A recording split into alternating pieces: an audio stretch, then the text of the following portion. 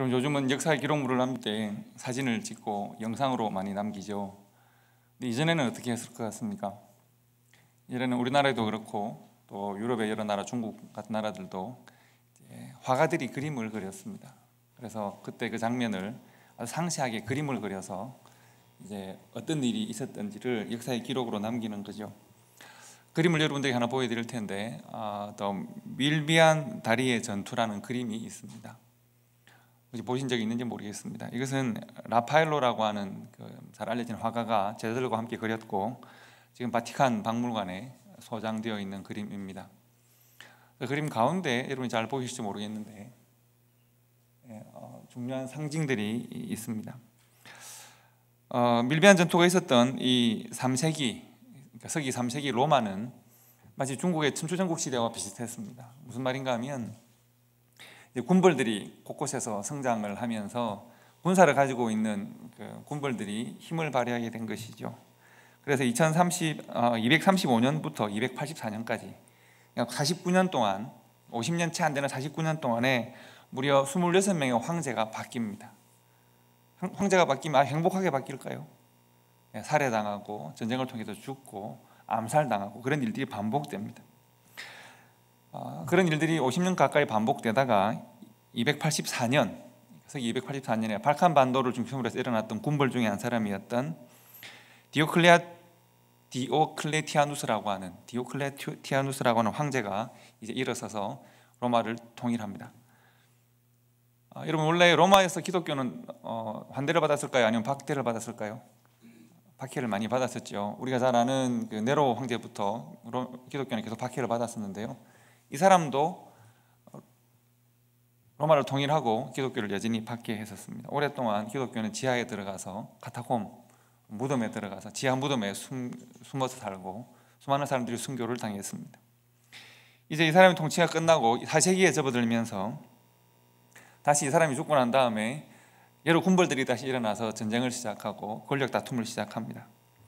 오랜 과정을 거쳐서 우리가 한 번쯤 이름을 들어보셨을 콘스탄티누스, 이름이 그냥 이영도 이러면 될 텐데 어려운지 모르겠어요.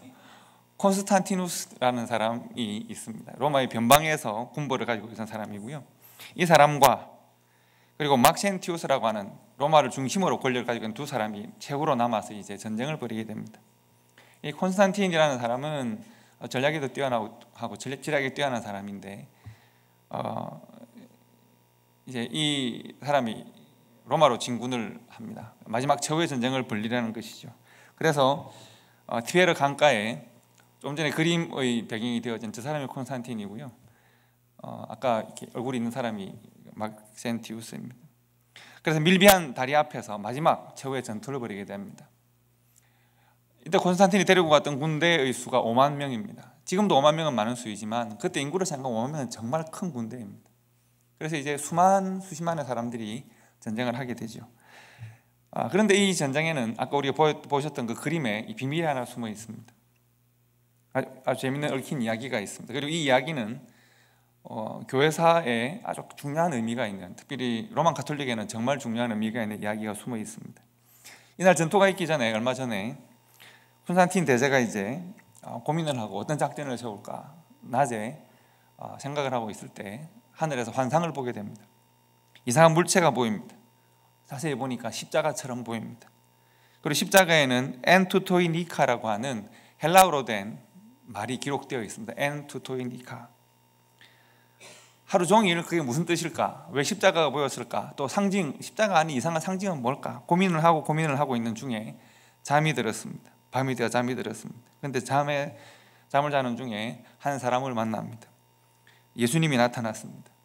예수님이 나타나서 낮에 자기가 봤던 것과 동일한 형상이 그려진 깃발을 가지고 나타나서 그 깃발을 주면서 이 깃발을 만들어서 전쟁에 나가면 너는 승리하게 될 것이다 라고 말을 했다는 것이죠. 그래서 콘스탄틴 대제가 일어나서 자기가 꿈에서 본 선명한 기억대로 깃발을 제작을 합니다. 그리고 그때 당시 로마에는 기독교가 지하로 숨어들었지만 수많은 민중들이 기독교를 믿기 시작했습니다. 차별이 없는 하나님 나라를 약속하는 복음을 받아들였습니다. 그리고 군인들이, 당시 로마가 이제 군벌들이 많이 생기게 되고 용병들을 사용했었기 때문에 군인들이 기독교 복음을 받아들였습니다. 그래서 수많은 사람들이 예수를 믿고 있었으니까요. 이 콘스탄틴 대제가 기독교 지도자들을 은밀하게 불러 모읍니다. 그리고 이 사람들 앞에 이것이 무슨 뜻이냐라고 물어봅니다. 자기가 본 문양은 뭔가 하면 X라고 되어 있는 것과 P 비슷하게 생겨 있는 저 그림 보이십니까? X와 P로 만들어져 있는 문양을 자기가 봤다는 것이죠. 꿈으로 저걸 봤다는 것이죠. 여러분, 저 그림을 보신 적이 있으신가요? 아마도 있으실 겁니다. 안 보셨을 리가 없습니다. 왜냐하면 저것은 로만 가톨릭의 지금 상징이기 때문에 그렇습니다. 그래서 저 그림 X와 P처럼 생긴 저것은 실은 P가 아니라 로라고 불리는 헬라어 철자입니다. X는 카이라고 불리는 것이고요. 여러분, 예수 그리스도라고 할 때, 크라이스트라고 할 때 크리스토스의 처음 크르로 시작되는 두 단어가 X와 이렇게 R로 R처럼 P처럼 보이는 바로 그 두 말입니다. 그래서 이것을 보여주면서 내가 이런 깃발을 만들려고 했다. 이것이 무슨 뜻일까라고 했을 때 기독교 지도자들이 하나님께서 당신과 함께 하십니다 라고 선언을 하게 됩니다. 그리고 기독교 지도자들의 전적인 지지를 힘입어서 콘스탄틴 대제는 전쟁에 크게 승리를 하게 됩니다. 그리고 서로마 제국의 주인이 되고 313년에 한 번쯤 들어보셨을 밀라노 칙령이라는 것을 발표를 합니다. 밀라노 칙령이면 뭘까요? 기독교를 로마의 국교로 인정하는 칙령을 발표합니다. 그리고 11년 이후에 기독교인들의 전폭적 지지를 힘입어서 동서 로마를 통합해서 황제가 됩니다. 그래서 우리는 대제라고 부르죠. 콘스탄틴 대제라고 부르는 아주 큰 권력을 장악하게 됩니다. 교회는 이후에, 그전에는 콘스탄틴 이전에는 지하에 숨어 있었던 교회가 이제 지상으로 올라오게 되죠. 어떻게 되었을까요? 교회는 급속하게 성장을 거듭합니다. 기독교가 로마의 국교가 되었으니까요. 교회와 성도들은 빼앗겼던 시민권을 되찾습니다. 몰수당했던 재산을 되찾습니다. 로마와 이탈리아 곳곳에 이전에는 우상의 신상이 있었던 곳에 교회당이 서기 시작합니다. 건축이 활발하게 일어나고 예술이 일어나기 시작합니다. 밀라노 칙령이 발표되기 전에 콘스탄틴 대제가 기독교를 로마의 종교로 인정하기 전에는 교회가 박해를 당했을 때는 교회와 성도는 신앙을 얻기 위해서는 목숨을 내어놓아야 했고 재산을 내어놓아야 했고 신분을 내어놓아야 했고 예수라고 하는 이름을 얻기 위해서 모든 것을 버리는 방식으로 살 수밖에 없었습니다. 그래서 그들은 모든 것을 다 버려두고 지하 카타콤으로 내려가서 신앙의 순수성을 지키려고 했습니다. 놀랍게도 그때는 복음이 활발하게 전거되어졌고 곳곳마다 복음이 승리하는 일들이 일어났습니다. 자신의 재산, 자신의 명예, 생명, 그 모든 것들을 신앙을 위해 내어놓을 수밖에 없었던 시대에 복음은 오히려 살아있었습니다. 그런데 기독교가 국교가 되면서 많은 것이 바뀝니다. 교회가 역사의 전면에 등장했습니다. 이 콘스탄틴이라는 황제는 4개의 정책을 자기 그야말로 캐치프레이즈로 내걸었습니다. 하나의 제국, one empire, 하나의 법, one law, 하나의 시민, one citizen, 그리고 하나의 종교, one religion을 이야기했습니다. 문제는 하나의 제국을 만드는 것도 황제니까 할 만한 일이고 하나의 법을 만드는 것도 당연히 할 만한 일이고요. 시민권을 통합하는 것도 할 만한 일이겠죠. 그런데 종교는 과연 하나가 될 수 있을까요? 이 사람은 자신을 교회의 감독 중에 최고의 감독이다라고 스스로 자기를 임명했습니다. 그리고 종교회의를 소집합니다. 여러분이 들어보셨을 니케아 종교회의는 이 사람이 소집한 것입니다. 그리고 자기가 만든 이 종교회의의 결정을 거절하면 군대로 그 나라를 휩쓸어 버리기도 했습니다. 이 사람은 권력자이기 때문에 이러기도 하고 저러기도 할 수 있겠죠. 문제는 교회 지도자들인데요. 교회 지도자들이 지하에 숨어 살고 박해를 받고 고난을 당하다가 권력을 얻었단 말이죠.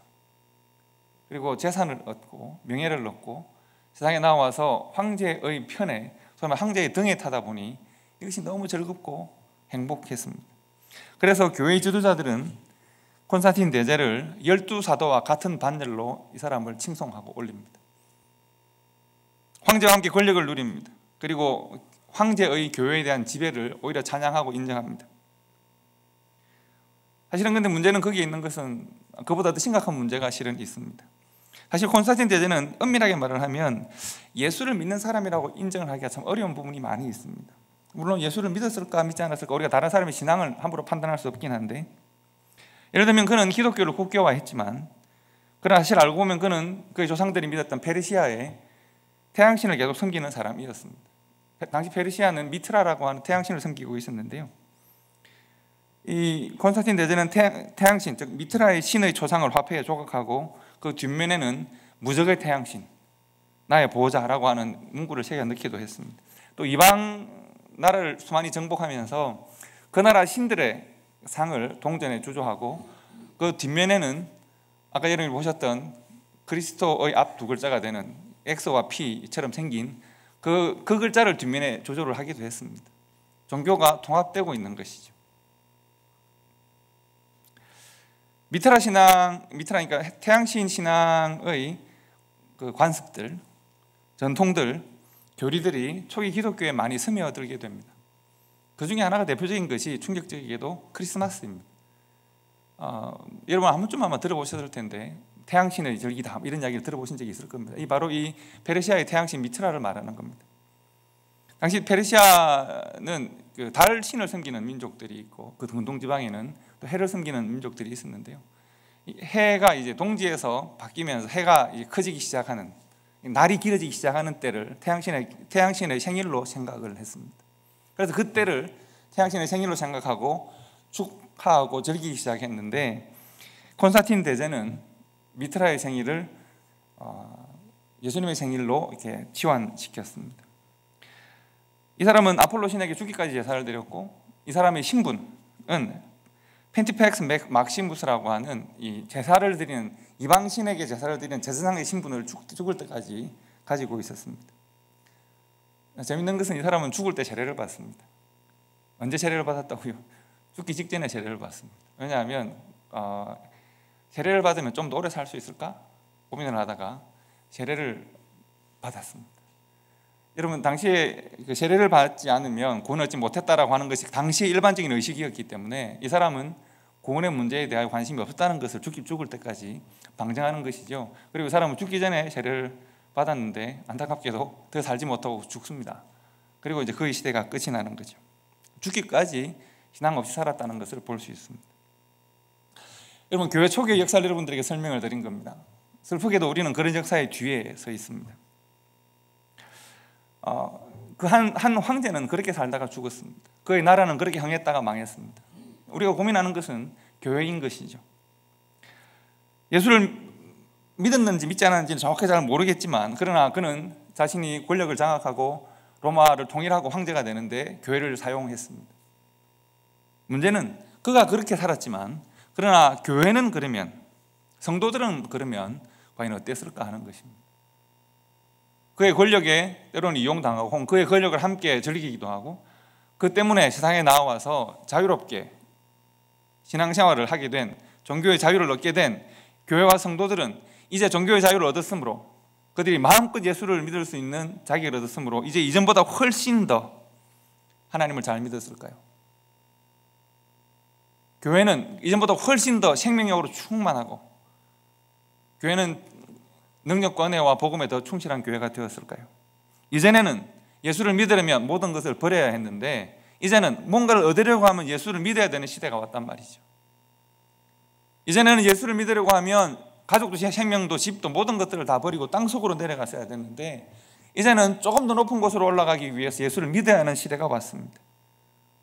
기독교가 로마의 주류 문화가 되고 교회의 지도자들이 특권과 이익을 얻고 주일이 공휴일로 제정되고 교회의 절기가 국가의 절기가 되고 이제 그런 시대를 살면서 로마에 함께 살고 있던 교회와 성도들은 이전보다 더욱더 비교할 수 없는 아름다운 신앙생활을 구가할 수 있었을까요? 신앙의 자유를 얻었기 때문에 그 자유로 말미암아 더 하나님과 가까이 날마다 주님과 동행하는 삶을 살았을까 하는 것입니다. 어떻게 생각하십니까? 이렇게 질문하는 이유는 당연히 아니기 때문입니다.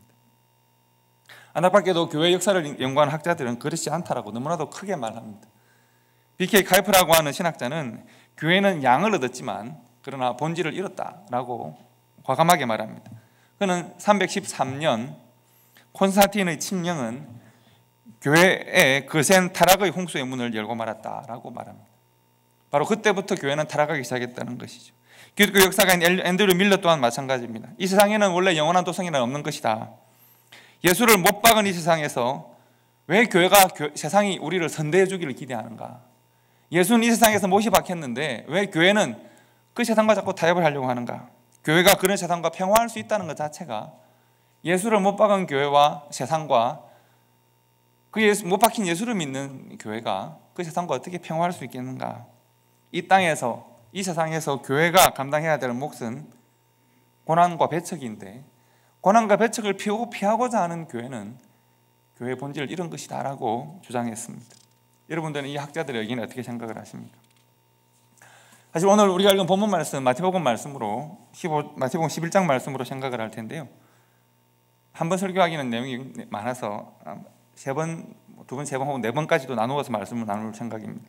그리고 오늘은 여러분과 함께 12절 말씀을 중심으로 말씀을 나눌 겁니다. 좀 전에까지 드린 말씀이 앞으로 여러 주 동안 나눈 말씀의 서론이기 때문에 서론이 너무 길다고 생각하지 마시기 바랍니다.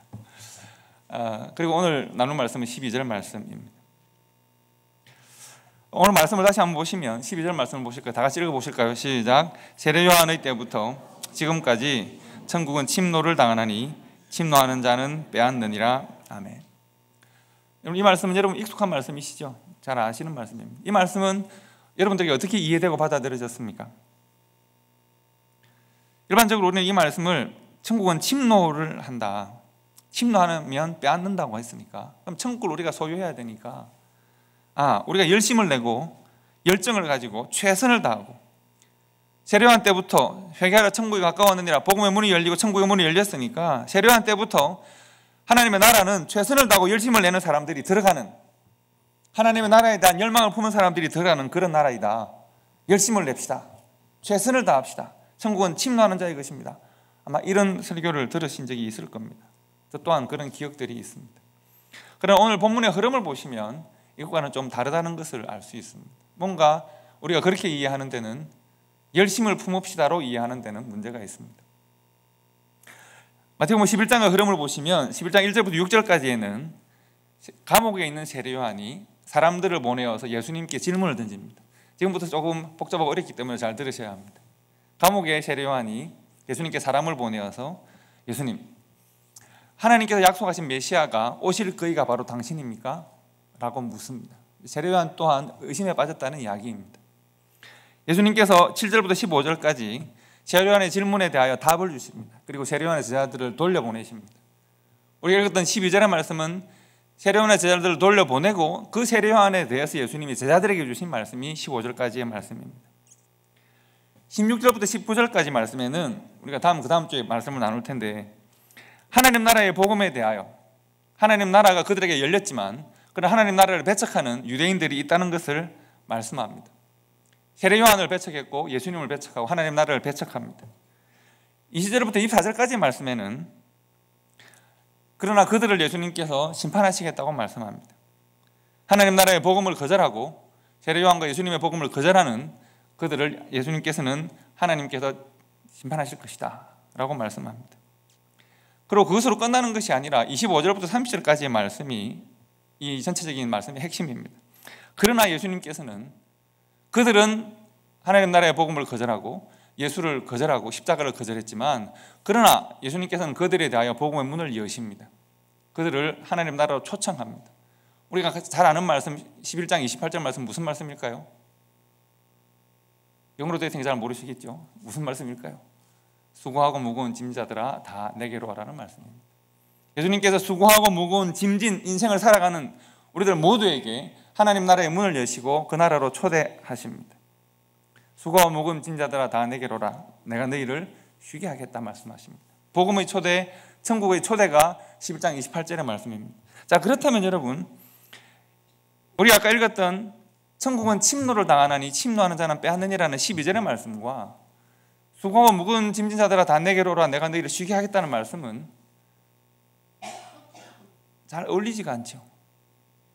이 두 말씀은 서로가 잘 천국에 대한 말씀인 것 같은데, 천국에 들어가는 초대인 말씀인 것 같은데 잘 어울리지가 않습니다. 12절에 침노라는 말을 한번 잘 보십시오. 천국은 침노하는 자의 것이다. 침노라고 하는 것은 부드럽고 따뜻하고 정중합니까? 아니면 좀 폭력적입니까? 다소 거칠고 폭력적인 것이죠. 28절에 수고하고 무거운 짐진 자들아 다 내게로라는 말씀은 아주 정중하고 참으로 긍휼이 있는 말씀입니다. 두 말씀은 맞지 않습니다. 만약 천국이 침노하는 자의 것이라면, 상대방의 의사와 관계없이 내가 가지고 있는 힘이나 능력이나 나의 논리로 침노하는 자의 것이라면 예수님께서 28절에서 우리를 이렇게 초대하실 이유가 없습니다. 천국은 획득하는 것입니다. 예를 들면 예수님께서 이렇게 말씀하시면 말이 맞죠. 자, 누가 잘하는지 한번 볼까? 누가 더 뜨거운 열정을 가지고 최선을 다하는지 한번 볼까? 누가 천국을 얻는지 한번 볼까? 한번 열심히 해봐. 경쟁을 한번 시작해 볼까? 열심히 경쟁해서 능력에 맞는 사람에게 천국을 주지 라고 말씀하셨다면 천국은 침노하는 자의 것이 맞습니다. 안타깝게도 그런 천국에 우리는 들어갈 수 없는지도 모르겠습니다. 우리는 그렇게 능력이 많지가 않습니다. 천국에 대한 침노를 어떻게 이해할 수 있을까? 누가복음 16장에도 예수님 이거와 비슷한 말씀을 하신 적이 있습니다. 16장 16절을 보시면 이렇게 기록되어 있습니다. 율법과 선지자는 요한 때까지고 그 후부터는 하나님 나라의 복음이 전파되어 사람마다 그리로 침입하느니라 라고 되어 있습니다. 이 말씀과 마태복음 11장 12절 말씀을 같은 말씀으로 봐서 마태복음 11장 12절의 말씀을 이 말씀의 병행구절로 봐서 이해를 하는 것은 가장 잘못된 이해입니다. 왜냐하면 이 누가복음 오늘 지금 여러분이 보고 있는 이 말씀과 마태복음 말씀이 설명되는 배경이 다르기 때문입니다. 먼저 누가복음의 이 말씀은 누구에게 주시는 말씀인가 하면 이 말씀을 듣는 사람들은 바리새인들입니다. 바리새인들이 예수님께 대하여 질문합니다. 율법을 지켜야 구원을 받는다고 주장했던 바리새인들이 율법을 강조할 때 예수님께서 그들에 대하여 율법과 선지자의 시대는 어디까지인가 하면 세례요한 때까지다. 그러나 이제부터 세례요한 때부터 지금부터는 그 이후부터는 하나님 나라의 복음이 전파되어서 사람들은 율법과 선지자가 아닌 너희들이 지키는 율법과 전통이 아닌 하나님의 복음을 들고 하나님 나라로 들어간다. 이 말씀을 하신 것입니다. 바리새인들은 뭘 들고 있다고요?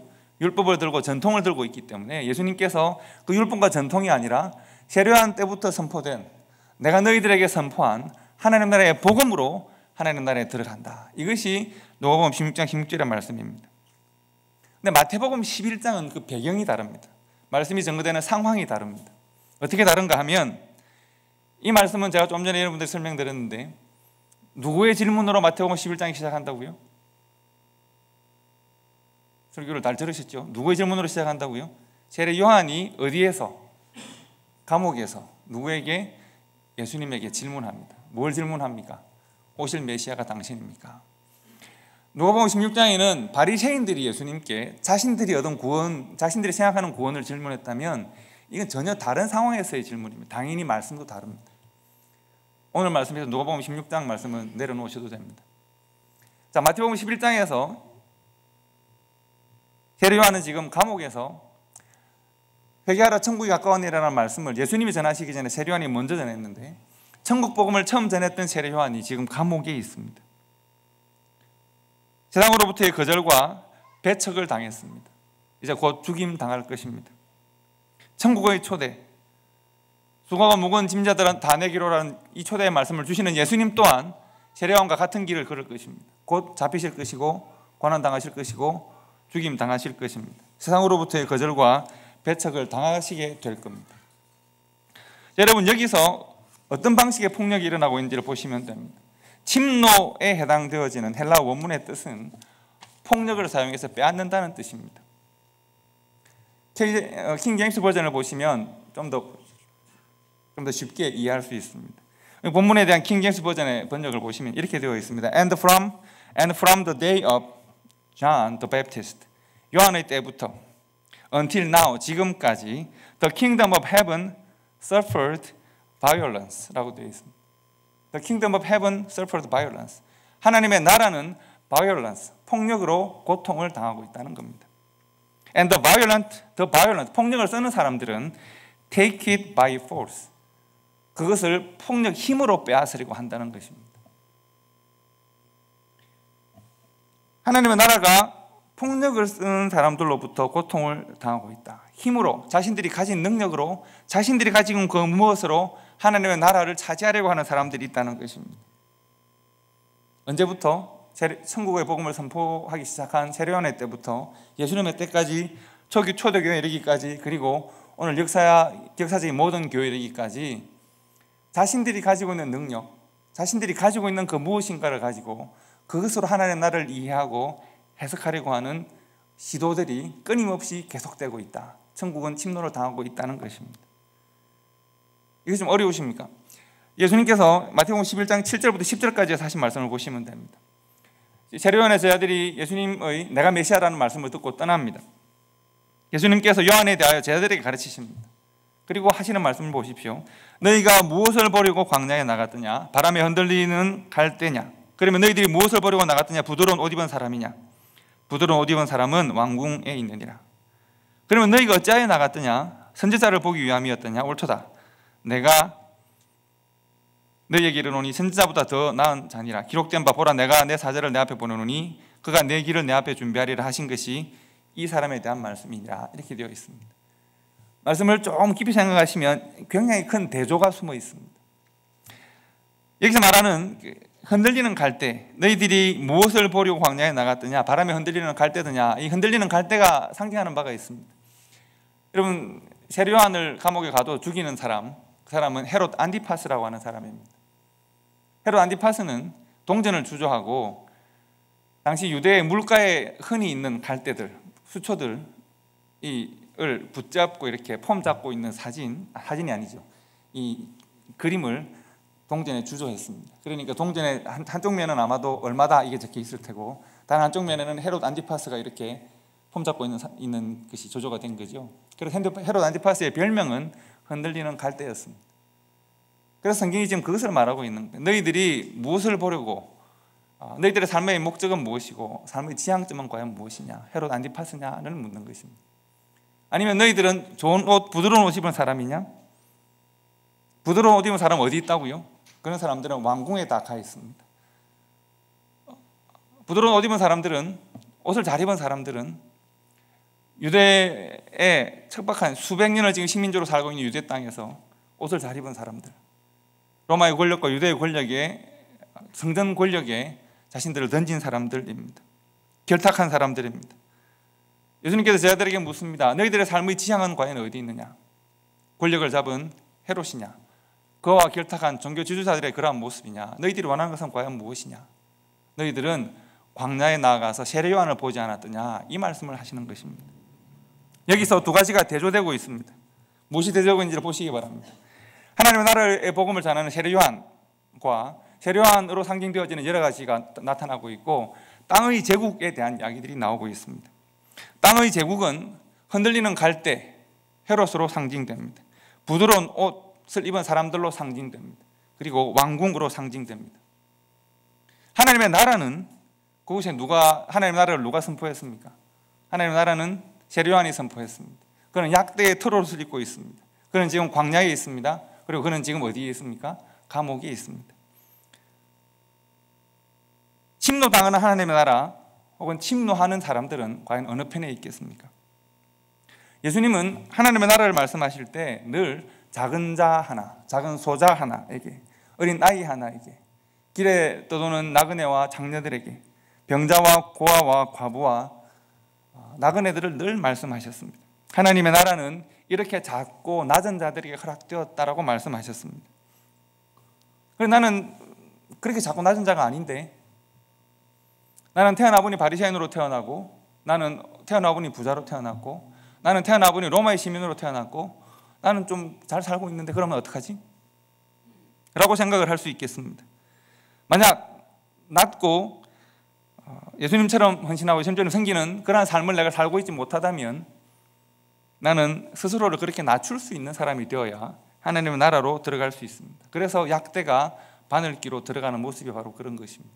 등에 있는 모든 짐들을 다 내려놓고 낙타의 무릎으로 내가 배를 붙여서 땅에 내가 나를 붙여야, 고개를 숙여야 하나님의 나라로 겨우 들어갈 수가 있다는 것입니다. 그런데 어떤 사람들은 그런 삶을 인정할 수가 없습니다. 나는 낮아지기 싫고 나누기 싫고 헌신하기 싫고 겸손하기는 더더욱 싫습니다. 하나님의 나라는 그런데 소유하고 싶습니다. 하나님의 나라는 얻고 싶고 나는 내가 가진 것을 놓기는 싫습니다. 그래서 하나님의 나라를 내가 가진 것으로 빼앗아서 내가 원하는 것이 가득 차 있는 하나님의 나라로 만들려고 합니다.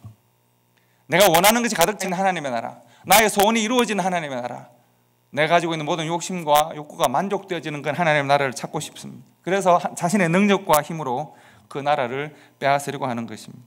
부와 명예와 권력으로 자신들의 삶을 천국으로 만들고 싶습니다. 그래서 세례 요한을 감옥에 가두어 버리고 죽일 것이고 예수님을 가두고 죽일 것입니다. 세례 요한으로부터 선포된 하나님의 나라는 침노당하고 있습니다. 부정당하고 있습니다. 배척당하고 있습니다. 예수님께서 하나님의 나라를 선포하지만 역시 부정당하고 배척당하고 침노당할 것입니다. 침노하는 사람들은 그들이 가지고 있는 힘과 폭력으로 그것을 자꾸 빼앗으려고 합니다. 저는 그런 생각을 했습니다. 왜 마태복음 11장 12절을 세례 요한 때부터 천국은 침노를 당하는데 침노하는 자는 힘으로 그것을 빼앗는다라고 하는 이 말씀을 왜 난해구절로 이야기해 왔을까? 왜 기독교 학자들은 이것을 쉽게 설명하지 않고 난해구절로 설명했을까? 왜냐하면 이미 나는 제국의 입장에서 이 성경을 해석하려 하기 때문에 그렇습니다. 이미 나는 제국화되어진 신앙으로 이 성경을 해석합니다. 교회가 로마가 되었기 때문에 그렇습니다. 힘과 권력이 지배하는 신앙으로 이미 내가 변화되었기 때문에 하나님의 나라가 침노하고 침략하는 행위와 본질적으로 같이 될 수 없다는 것을 내가 알고 있었기 때문에 어떡하지? 어느 편에 쓸까? 하나님의 나라를 마치 내가 가지고 있는 노력과 열정으로 마치 이룰 수 있고, 그리고 하나님의 나라가 나를 그렇게 만족할 것이라고 하는 것처럼 복음을 조작해 왔기 때문에 그렇습니다. 오늘 본문에서 예수님은 그런 시도와 조작에 대하여 경계하고 있습니다. 그것은 하나님의 나라가 아니라고 말씀하고 있습니다. 하나님의 나라를 이 땅이 가지고 있는 힘과 권력과 부와 명예를 가지고 하나님의 나라를 차지하려고 하는 것은 잘못된 시도이다. 그들은 폭력으로 그것을 획득하려고 하지만 하나님의 나라의 복음은 그것을 지켜야 함을 말씀하고 있습니다. 예수님께서 그 하나님의 나라의 복음을 지키는 방식으로 선택한 것이 바로 십자가입니다. 여러분, 교회는 오랫동안 이 일에 성공했을까? 하나님의 나라를 세속의 논리로 차지하고 소유하려고 하는 시도에 대해서 역사적 교회는 20년 동안 그 논리들을 잘 방어하고 지켜낼 수 있었을까? 안타깝게도 교회는 정치가 되고 권력이 되고 힘이 되고 부자가 되면서 안타깝게도 교회의 순결성들은 많이 손상당해 왔었습니다. 복음이 세상의 힘과 권력에 장악당해 왔었습니다. 300년, 400년 때 그랬고 오늘날까지도 그렇습니다. 오늘날 성도와 교회의 지향은 과연 무엇을 향하고 있는지를 우리가 보셔야 합니다. 우리의 기도와 소원이 무엇을 향하고 있는지를 보셔야 합니다. 우리는 무엇을 버리고 광야에 나갔습니까? 여러분과 저의 삶의 지향은 어디에 있습니까? 우리는 무엇을 버리고 광야에 나갔습니까? 우리는 흔들리는 갈대, 헤롯 안티파스를 보고 있습니까? 옷 잘 입은 사람, 명예를 얻고 부를 얻고 성공했던 사람들을 보고 있습니까? 우리의 신앙의 지향점은 혹시 그들입니까? 우리는 또 다른 기독교 제국을 내 안에서 우리 관계 속에서 꿈꾸고 있지는 않습니까? 우리는 무엇을 보고 무엇을 추구하고 있는가? 영원한 생명, 영원한 하나님의 나라, 십자가의 은혜를 소망한다고 하면서 이 땅에서의 모든 영광과 만족을 우리의 기도의 소원으로 삼고 있지는 않습니까? 내가 성공하는 것이 믿음의 증거다. 내가 잘 되는 것이 내가 믿음이 되는 증거다. 라고 스스로를 속이면서 십자가 없는 영광, 핍박이 없는 삶, 겸손을 가장한 자랑들, 자기 만족을 위한 봉사, 내가 만족하고 명예를 얻기 위한 섬김, 자본주의를 가장한 복음, 자유의 옷을 입은 폭력에 우리가 속고 있지는 않은지를 끊임없이 고민해야 콘스탄틴의 유혹으로부터 우리가 벗어날 수 있는 것입니다. 세례 요한 때부터 예수님의 시대를 거쳐서 초대교회와 중세교회와 2000년 교회의 역사는, 교회는, 신앙은, 복음은, 하나님의 나라는 세상의 끊임없는 폭력에 계속 노출되어 왔습니다. 세상은 시대마다 다른 옷을 입고 교회와 복음과 하나님의 나라를 계속 침탈하려고 노력해 왔습니다. 교회는 흔들렸었고, 교회는 하나님의 나라의 복음을 빼앗기기도 했고, 그리고 교회는 쫓겨나기도 했습니다. 예수님의 시대에는 십자가였다면, 콘스탄틴의 시대에는 국교화였고, 중세에는 가톨릭의 권위였다면, 근현대에는 자본에 물든 기독교의 모습입니다. 재물과 하나님을 동시에 섬길 수 없다고 했는데 우리는 자본주의에 묶인 기독교를 섬기고 있습니다. 우리가 이 폭력을 이기고 교회를 끊임없이 침노하는 이러한 세상의 논리를 이기고 하나님 나라의 복음으로 살아가는, 예수 그리스도의 십자가의 길을 걷는, 내가 곧 길이요 진리요 생명이라고 말씀하신 오직 예수 그리스도의 십자가의 길을 걷는 성도와 교회로 살 수 있을까? 우리에게 심긴 이 복음은 세상에 대해 승리하고 하나님의 나라로 세상을 초대하는, 세상에서 많은 것을 가지고 폭력을 휘두르는, 폭력이 눈에 보이는 폭력이 아닐 수도 있습니다만 자신이 가진 것이 은혜라고 주장하는 그 폭력으로부터 십자가의 길을 걷는 우리가 참된 하나님 나라의 복음임을 우리가 증명할 수 있을까? 수고하고 무거운 짐진 자들의 하나님의 나라를 우리가 받고 그러한 삶을 살아갈 수 있을까? 우리는 우리 예수 그리스도의 복음의 초대에 합당한 낮고 겸손한 삶을 살 수 있을까? 이것이 우리 자신들이 끊임없이 던져야 될 질문입니다. 오늘 말씀을 나누고 계속 앞으로 몇 주 동안 말씀을 나눌 텐데요, 하나님께서 우리들에게 허락하신 하나님 나라의 복음은 낮고 가난하고 천한 여러분과 저와 같은 사람들에게 허락하신 열린 하나님 나라의 복음입니다. 이 복음을 우리가 받고 우리 또한 세상에 대하여 이 모습으로 십자가를 함께 지고 이 모습으로 세상에 대하여 가장 낮은 곳에서 하나님을 섬길 수 있는 우리 교회와 성도가 될 수 있기를 주님의 이름으로 축복합니다. 기도하겠습니다.